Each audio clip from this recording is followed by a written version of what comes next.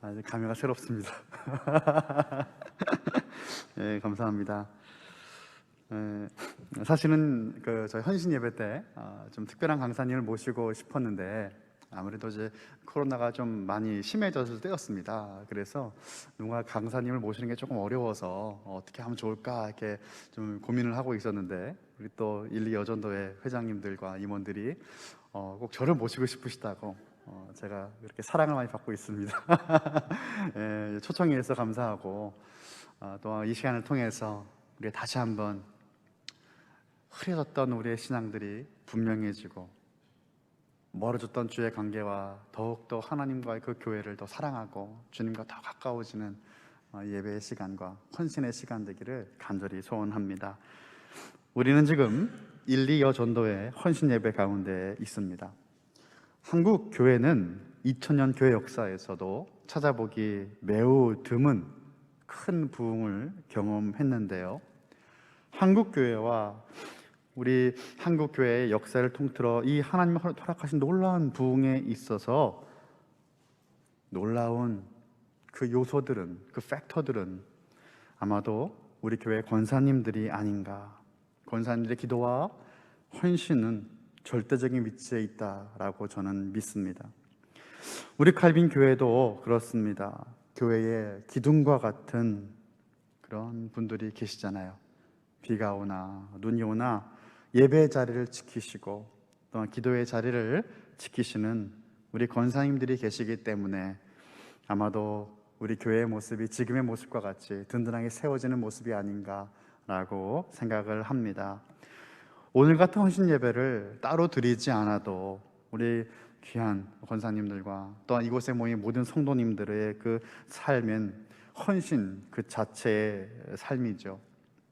여러분, 헌신이라는 말은 무슨 뜻입니까? 헌신, 제가 금요 기도회 때도 한번 말씀을 드렸는데, 헌신이라는 것은 어떠한 일에나 남을 위하여 자기의 이해관계를 돌보지 아니하고 몸과 마음을 다해 힘쓰는 것이 헌신이에요. 내 것을 돌보지 않고 희생하여서 무언가를 위해 달려들고 다 부어주는 것, 헌신이죠.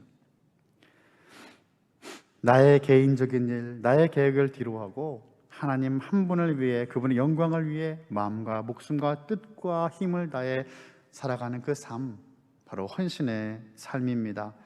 이처럼 헌신의 삶을 살아가는 권사님들과 우리 모든 성도님들의 삶이 그렇게 하나님께 드려지는 삶이지만, 우리들의 삶에는 그럼에도 불구하고 풍랑이 찾아올 때가 있습니다. 하나님께 그렇게 드려지는 삶을 드렸는데도 불구하고 우리의 삶은 힘들 때가 있어요. 여러분, 그것은 하나님 우리를 사랑하지 않기 때문이 아니죠. 대표적인 것이 어떠한 예가 있을 수 있을까요? 우리가 모두가 경험하는 코로나 바이러스가 그렇습니다. 뿐만 아니라 개개인의 삶 가운데 궁핍한 흉년의 시간들이 찾아올 때도 있어요. 나의 머리로는 도무지 이해가 되지 않는 그런 일들이 우리의 삶에 벌어질 때가 종종 있습니다. 미국 캘리포니아에 그 파사디나라는 도시가 있는데요, 파사디나에 위치한 플러신 학교에 조직신학을 가르치는 교수 중에 데이비드 테일러라는 교수님이 계세요. 이분이 쓴 그 글 중에 When Jesus doesn't calm the storm 이라는 아리글이 있습니다. 예수님께서 폭풍을 잠잠케 하지 않으실 때라고 하는 짧은 에세이가 있어요. 풀리지 않은 인생의 질문 앞에서 하나님의 섭리에 대해 새롭게 깨닫게 되었다라는 내용으로 이 글이 시작이 되는데요, 자신의 수업에서 가르치는 그 하나님의 섭리라는 주제는 눈 감고도 설명할 수 있을 정도로 익숙한데, 정말 자신의 삶과 그 환경 가운데 과연 자신은 하나님의 섭리를 인정하고 살아가는가? 라고 질문을 해요. 여러분, 우리가 어쩔 때는 머리를 너무나 잘 알고 있지만 정작 내 마음과 내 삶에서는 인정하고 싶지 않은 것이 얼마나 많이 있습니까? 자신의 신학생들에게 자신 있게 설명하고 강의한 그 절대적 주권을 지닌 하나님, 과연 내 삶에 어디에 계시는가 물어보는 겁니다. 밤마다 딸에게 읽어주는 어린이 성경책에 나오는 그 예수님의 큰 구원과 건져주심은 도대체 지금 나의 삶에서 어디에서 발견할 수 있는가? 라는 질문을 이 에세이에서 끊임없이 물어봐요. 2000년 전 수많은 마을을 다니시며 병자를 고치시고 구원의 말씀을 증거하시던 예수님이 한 번도 방문하지 않은 마을들은 과연 우리는 어떻게 설명할 수 있을까요? 왜 예수님은 그 시간에 계셨음에도 불구하고 다른 마을들은 안 가셨을까? 왜 모두 만나주시지 않았을까? 우리는 어떻게 설명할 수 있습니까? 생각이 꼬리에 꼬리를 물고 결국에 하나님의 섭리라고는 풀리지 않는 그 주제 앞에 우리 모두가 서게 되는 거예요. 우리도 이러한 삶의 폭풍을 바라보면서 생각할 수 있겠죠. 하나님은 왜 나에게 이러한 폭풍의 시간들을 허락하실까? 왜 이렇게 어려운 시간들을 허락하시는가? 수많은 질문들은 잠시 뒤로 하고 우리가 오늘 이 시간 다시 경험하게 원하는 것은 바로 그 풍랑 속에서 우리를 향해 걸어오시는 예수님을 말씀을 통해서 만나고 경험하고 그 은혜를 다시 한번 누리는 오늘의 예배가 되길 간절히 바랍니다. 마가복음 6장에는 여러 이야기가 등장합니다.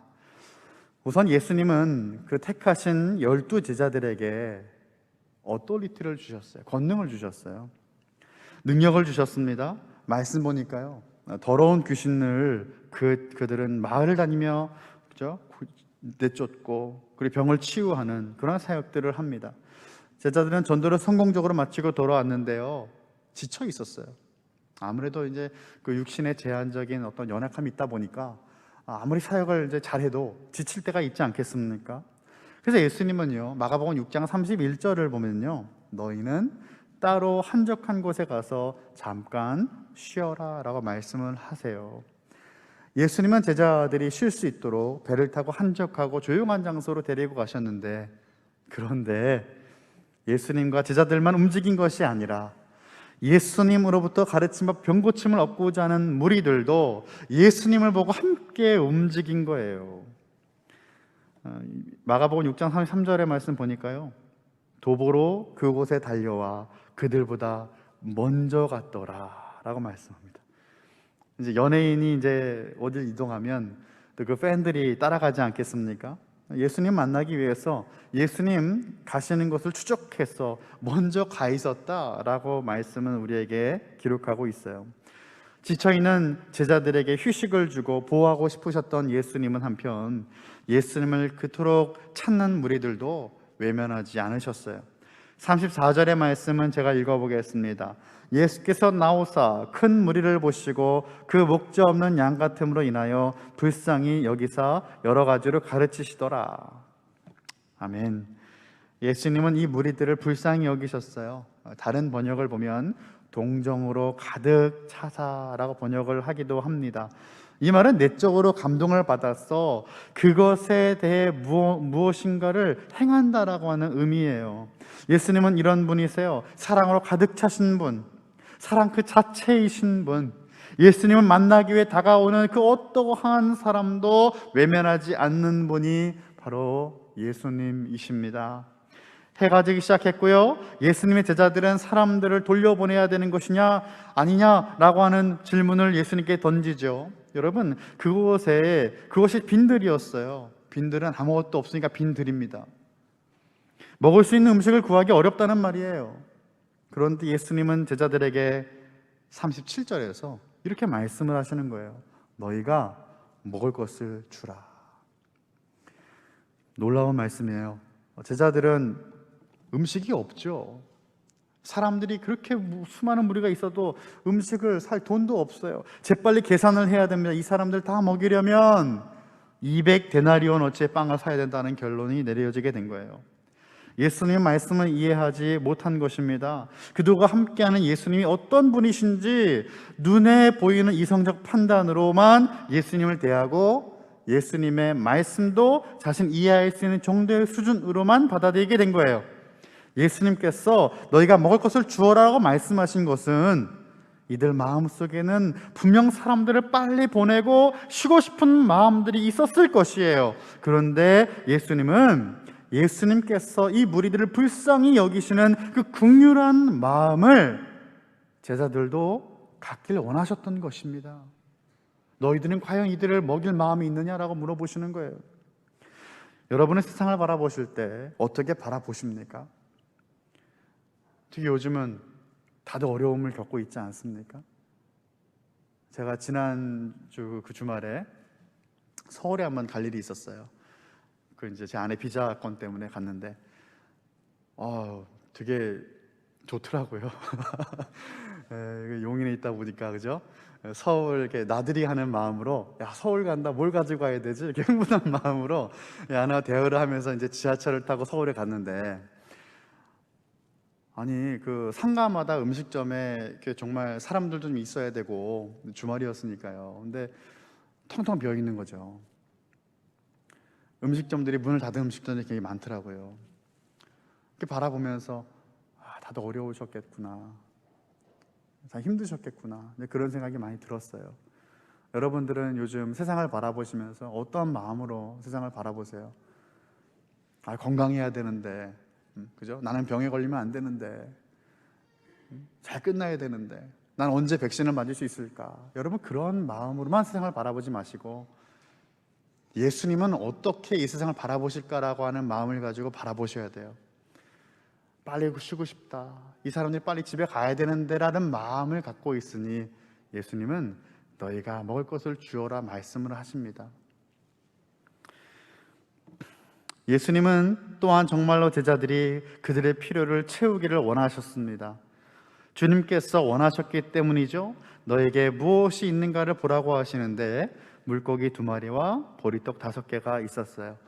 요한복음 6장을 보니까요, 이것은 어린아이의 것이다 라고 설명이 되어 있어요. 사실 보잘것 없어 보이는 양도 적은 어린아이의 도시락입니다. 그런데 우리 주님은 이것으로 5,000명을 먹이셨어요.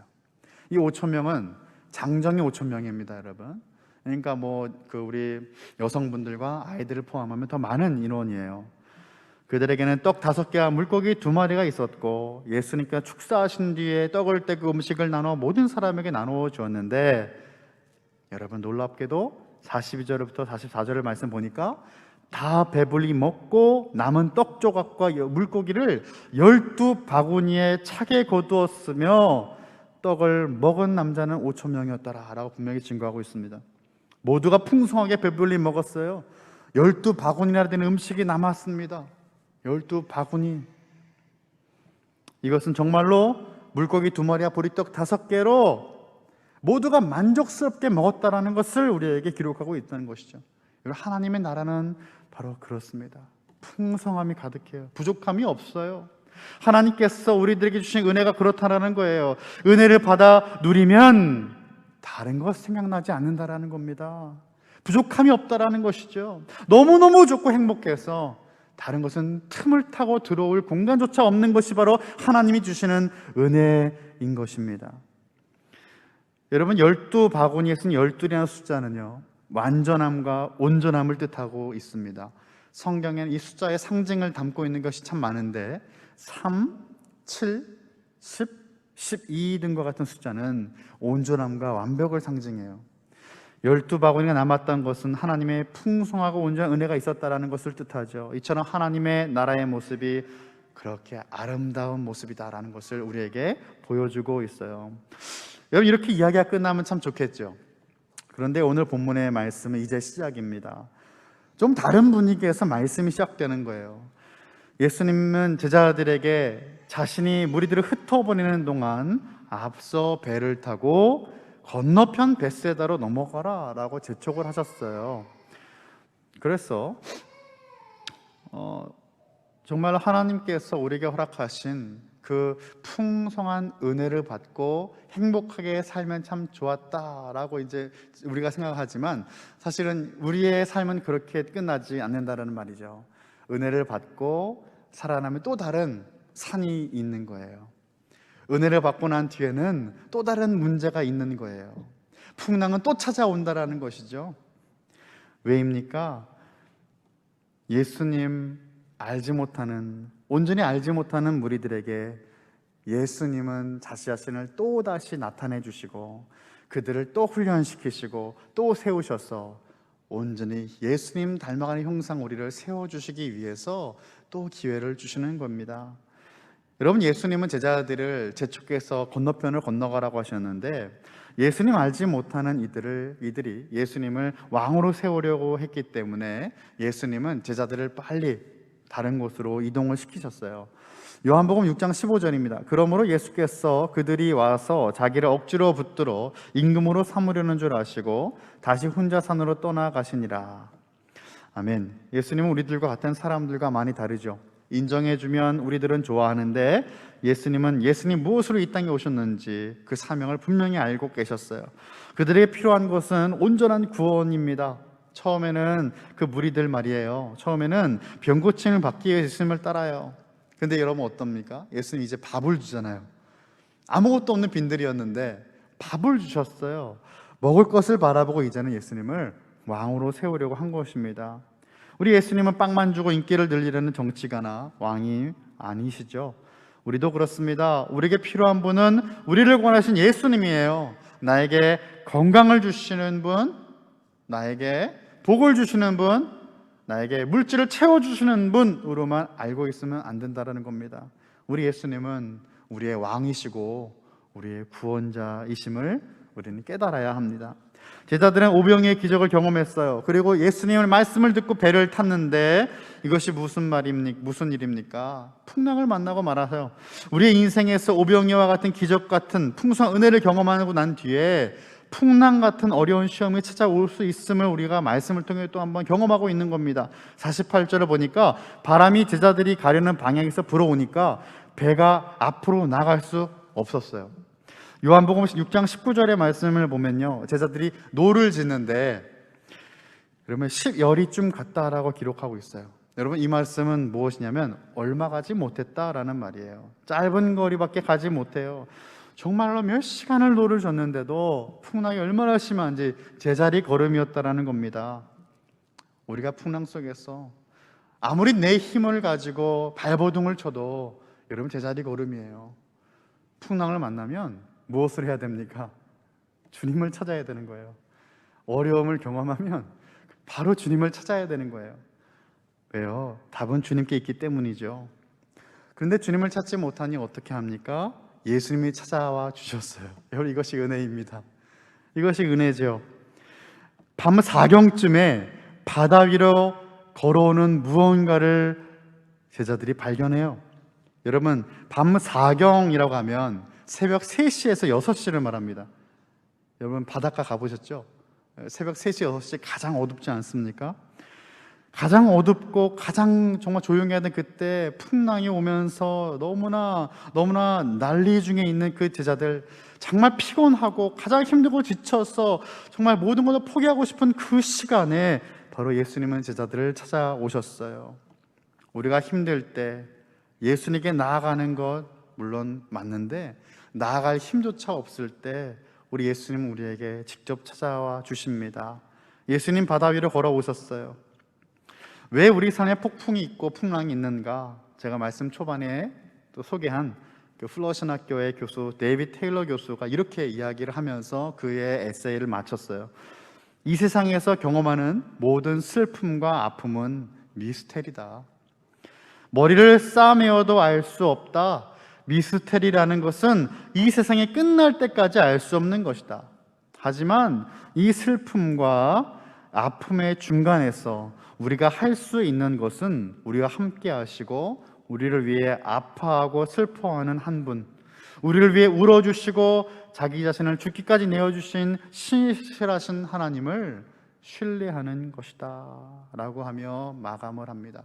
그렇습니다. 풍랑을 주신 분, 주님이시죠. 그러면 그분을 신뢰하는 것입니다. 끝까지 신뢰하는 거예요. 왜 삶에는 고통과 슬픔이 있고 풍랑과 폭풍이 있습니까? 이 질문의 답은 저도 알지 못합니다. 모든 인생의 고통과 슬픔은 아담과 하와의 원죄로 말미암았다는 그 분명한 사실 하나만 알 뿐, 어떤 이유로 하나님이 우리 인생들에게 허락하시는지 저도 알 수 없습니다. 하지만 하나님의 분명하고 놀라운 계획이 그 가운데 있다는 것은 알고 있어요. 이 어렵고 힘든 순간들을 허락하신 하나님의 분명한 이유가 있습니다. 그런데 우리는 그 모든 이유를 알 수 없어요. 하나님의 그 높고 깊은 생각을 우리가 모두 알 수 없지만 하나님은 사랑이십니다. 이것은 변하지 않아요. 자녀를 사랑하시고 가장 좋은 것을 자녀에게 허락하시는 그 하나님을 믿고 신뢰하기에 우리는 오늘도 그 길을 걸어갈 수 있는 것이에요. 이 폭풍, 이 풍랑을 사이를 지나갈 때 우리는 어떤 태도로, 어떤 자세가 있어야 되는지 말씀을 보면서 두 가지 나누고 말씀 마치겠습니다. 풍랑을 만날 때 우리는 어떻게 행동해야 되는가? 첫 번째는요, 걸어온 길을 뒤돌아보고 기억해야 합니다. 걸어온 길을 돌아보고 기억하셔야 돼요. 무엇을 돌아보고 무엇을 기억하는 겁니까? 주님께서 우리의 인생을 그동안 어떻게 인도하셨는지를 돌아보고 주님의 말씀과 주님의 행하신 일을 기억해야 합니다. 제자들 중에서는요, 노련한 어부들이 많이 있었어요. 자신들의 일터인 호수엔 이러한 폭풍들이 빈번하게 만날 수 있었음을 알고 있었을 것입니다. 하지만 이들에게도 한밤중 한치 앞이 보이지 않는 어둠 속에서의 폭풍은 두려움을 동반합니다. 우리의 삶도 그렇죠. 쉬운 풍랑, 폭풍 하나도 없어요. 그런데 이 폭풍을 경험할 때 우리가 기억해야 될 게 있어요. 제자들이 배를 탄 이유는 바로 예수님께서 말씀하셨기 때문이라는 것입니다. 45절에서 예수께서 즉시 제자들을 재촉하사 자기가 무리를 보내는 동안에 배 타고 앞서 건너편 벳사이다로 가게 하시고, 예수님이 재촉하셨기 때문에 배를 탔다라는 것을 기억해야 한다는 것이죠. 하나님의 분명한 뜻이 있다라는 것을 깨달아야 된다라는 것입니다. 만약 풍랑을 만났어요. 그렇다면 그 풍랑을 만난 것 또한 하나님의 섭리 가운데 있다라는 것을 깨달아지게 되는 것입니다. 여러분, 섭리가 영어로 무엇일까요? providence라고 해요. 섭리.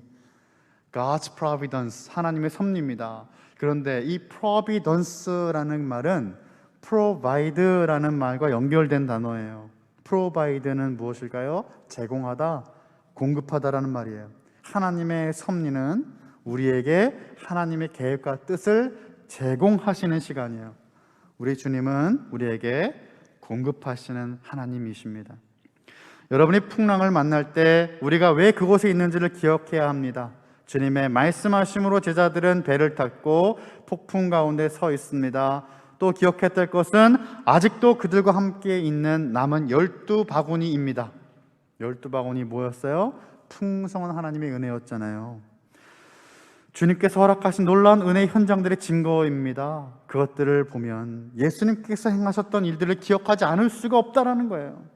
우리의 삶에도 이렇게 풍성히 받았고 누렸던 은혜의 증거들이 다 있지 않습니까? 12바구니가 다 있잖아요. 내게는 12척의 배만 있는 것이 아니고 12개의 바구니가 다 있어요. 우리의 삶에는 어렸을 때부터 청년기를 거쳐 장년, 가정을 이루고 우리의 가족 안에서 자녀들을 낳고 키우면서 자녀들이 가정을 이루게 된 모든 순간순간 과정들을 다 지켜보면서 하나님의 은혜 아니면 안 되었다는 고백 우리 다 하지 않았습니까? 그렇다면 그 은혜는 지금 어디에 있습니까? 그것을 기억하시는 거예요. 우리 일상적인 기억이 가물가물해지고 선명해지지 않을 때 분명히 있어요. 그런데 하나님이 주시는 은혜는 늘 선명해야 합니다. 왜요? 현재 진행이잖아요. 매일 아침마다 하나님이 은혜를 주셨잖아요. 그럼 그 은혜는 날마다 선명해지는 거예요. 이 모든 게 하나님께서 이루신 풍성한 은혜의 증거라는 것, 이것들 외에도 은혜의 증거가 얼마나 많이 있습니까? 이것들을 바라보며 기억하는 것이죠. 그 12바구니 이상의 것들, 나의 삶의 건강, 내가 기도 응답들, 모든 것이 하나님의 은혜잖아요. 아무리 큰 파도가 풍랑이 내 삶의 가운데 몰려올지라도 주님께서 내 삶을 어떻게 인도하셨는가를 기억할 수 있다면 우리는 앞으로 나아갈 수 있습니다.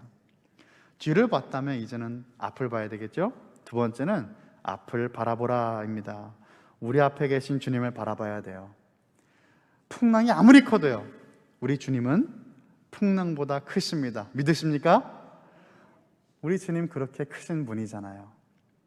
우리가 아무리 높은 산에 올라가도요, 여러분 그 산은 하나님이 지으신 거예요. 그 산을 바라보면서, 그죠? 또 하나님이 창조하신 그 위대한 장엄한 자연을 바라보면서 우리가 하나님의 놀라우심을 깨닫지 않습니까? 그죠? 그런데 하나님은 그 창조물을 지으신 분이세요. 그렇다면 우리 하나님이 더 얼마나 크신 분일까요? 그분을 바라볼 때 우리는 더 이상 연연하지 않습니다. 제자들은 너무나 피곤한 상태였어요. 쉬지도 못했어요. 저녁쯤 배를 타고 건너가면 조금 더 쉴 수 있지 않을까 기대했지만 풍랑을 만난 겁니다. 거의 밤새도록 노를 젓고 있습니다. 그런데 배로 다가오는 무언가 흰 게 보이는 것이죠. 바다 위에 떠 있는 건 배가 아닙니다. 사람의 형태입니다. 그러면 사람들이 생각할 때 딱 뭐를 생각할까요? 귀신이구나. 사람의 형태인데 뭔가 흰 게 보인다, 유령이다 라고 판단할 수밖에 없었을 거예요. 그러니까 배를 타고 있던 12제자는 일제히 소리를 지르죠. 얼마나 무서웠을까요? 그런데 그 유령 같은 존재를 가만히 보니까 예수님이셨다라는 거예요. 예수님을 보긴 했는데 정말 예수님이 어떤 분인지는 모르기 때문에 예수님을 왜곡해서 바라보게 된다는 것이죠. 이렇게 예수님을 유령으로 잘못 보고 있는 제자들의 상태를 오늘 말씀은 우리에게 간접적으로 설명하고 있는 거예요. 예수님을 알아보지 못했다라고 하는 그것은 그냥 예수님이 누군지 몰랐네가 아니고 예수님을 알지 못했다라고 하는 오늘 본문의 설명이 있지 않습니까? 52절, 이는 그들이 그 떡 되시던 일을 깨닫지 못하고 도리어 그 마음이 둔하여졌음이로라. 예수님을 유령으로밖에 볼 수 없었던 제자들의 연약함을 그대로 보여주는 본문의 말씀이다라는 것이에요. 오병이의 사건이 어떤 의미가 있는 사건인지 깨닫지 못했습니다. 그들의 마음이 둔해졌다고 말씀이 되어 있어요. 오병이의 사건을 저는 아주 짧게 요약했는데요, 이 사건은 여러분 주일학교에서만 다루는 이야기로 끝내서는 안 되는 정말로 중요한 사건이에요. 사복음서에 모두 기록되어 있는 너무나 중요한 말씀이에요. 그런데 이렇게 중요한 일을 깨닫지 못한 제자들은 이번에도 물 위를 걸어서 풍랑을 잠잠케 하신 예수님의 역사를 바라보며 위로를 얻고 담대해지지는 못하고 오히려 더 두려워하고 놀라는 모습을 보여주고 있죠. 예수님의 제자들에게 안심하라, 내니 두려워 말라라고 말씀하십니다. 나다, 안심해라, 두려워하지 말아라고 하셨는데 제자들은 그것이 더 두려운 것이죠. 예수님이 어떤 분인지를 아직 모르기 때문입니다. 하나님 구약에서 만나뿐만 아니라 다른 방법으로도 자기 백성들을 먹이시는 분으로 나타나요. 빈들에서 아무것도 없는 상황 가운데 보리떡 5개, 물고기 2마리로 5,000명을 먹이신 예수님은 자기 자신을 하나님으로 나타내시는 사건을 보여주신 것이 바로 오병이라고 말씀을 드렸죠. 예수님은 무리들을 먹이시는 이 사건을 제자들에게 직접 눈으로 보게 하시면서 제자들에게는 구약의 하나님을 예수님을 통해 경험케 하시는 겁니다.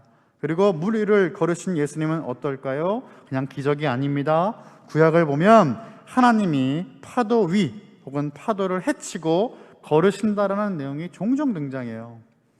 욥기, 시편, 이사야 등에도 기록되어 있습니다. 물 위를 걸으시는 예수님을 유령으로 볼 것이 아니라 말씀에서 기록된 하나님을 경험함으로 말씀과 연결하여 예수님을 메시아로 봤어야 되는 것이에요. 이러한 기적 중 어느 하나라도 경험함으로 이제는 자신들이 대하고 있는 분, 자신들이 선생님으로 모시는 분이 성경에서 말씀하시는 하나님이심을, 메시아이심을 깨닫고 알아차렸어야 했다 이 말입니다.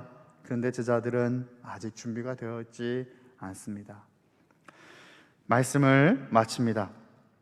사랑하는 1,2여 전도회 모든 회원들과 또 우리 칼빈교회 성도 여러분, 문제보다 크신 우리의 삶에 다가오시는 예수님을 우리 모두가 바라볼 수 있기를 간절히 축원합니다.